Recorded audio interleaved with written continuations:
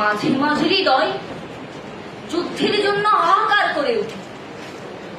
মনে হয় রক্তই ফয়সালা, 12 দিন অন্তিম দিন। আমি তখন স্বপ্নের ভেতর জিহাদ জিহাদ বলে জেগে উঠি।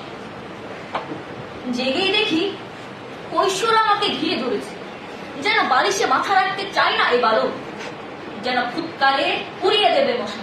মাতৃ স্তনের পাশে দু চোখ পচলে উঠে দাঁড়াবে এখন। বাইরে তার পুরা অস্থির, বাতাসে কেশর কাটছে, আর সময়ের গতির উপর লাফিয়ে উঠেছে সে। না, এখনো সে শিশু। মা তাকে ছেড়ে ভুলানো সরাসরি বলে, বালিশে মাথা রাখো তো বেটা। শোনো, বক্তিয়ারের ঘুর আসছে, আসছে আমাদের 17 সোয়ারি, হাতে নাহা তলোয়ার। মায়ের ছোড়া গালে কৌতূহলী কান পাতে বালিশ, নিজের বিয়ের শব্দ বালিশের সিনার ভেতর। সে ভাবে সে শুনতে পাচ্ছে ঘোর দৌড়। বলে, কি মা বক্তিয়ার? আমি বক্তিয়ারের ঘোড়া দেখি।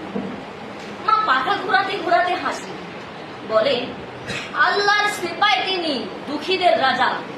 যেখানে আজান দিতে ভয় পান মুমিনেরা আর মানুষ করে মানুষের পুজো, সেখানেই তিনি আসেন।